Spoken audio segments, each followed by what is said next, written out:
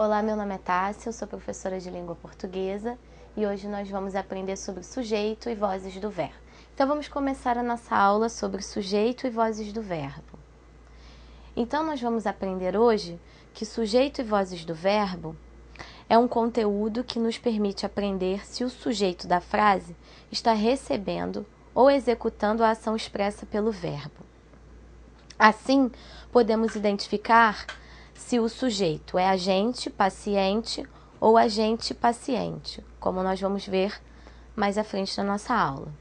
E esse aprendizado vai nos ajudar a entender que nem sempre é o sujeito que pratica a ação, mas sim a recebe. Nós podemos comparar o conteúdo estudado hoje com uma situação do nosso cotidiano, como por exemplo a sala de aula. Quando o professor está falando, está nos transmitindo a matéria, nesse momento ele é o agente e nós somos o paciente, nós estamos recebendo, a explicação. Já quando nós vamos fazer alguma pergunta, vamos falar alguma coisa ao professor, aí sim, nós somos o agente e o professor vai ser o paciente da ação. Para você entender melhor sujeito e vozes do verbo, vamos relembrar alguns conceitos. Então, nós vamos relembrar o que é sujeito, sujeito indeterminado, verbos transitivos. Assim, você vai entender melhor a nossa aula. Então, vamos relembrar.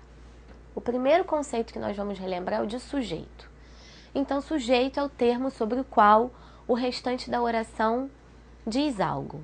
Então, o termo sobre o qual o restante da oração vai nos passar, vai nos dar alguma informação, é o sujeito. Então eu tenho a frase, o vento engrossava mais e mais as ondas.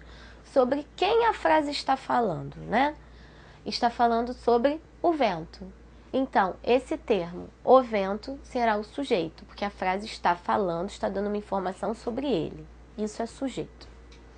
Vamos relembrar agora o que é sujeito indeterminado, que nós vamos precisar. Sujeito indeterminado é quando não está expresso na oração. Pode-se construir o sujeito indeterminado de duas maneiras, colocando-se o verbo na terceira pessoa do plural ou colocando-se o verbo na terceira pessoa do singular, acompanhado do pronome se. Então vamos relembrar isso. Eu posso ter sujeito determinado quando ele não está expresso na oração, e de duas maneiras. Verbo na terceira pessoa do plural e verbo na terceira do singular mais se, sem o sujeito estar expresso na frase.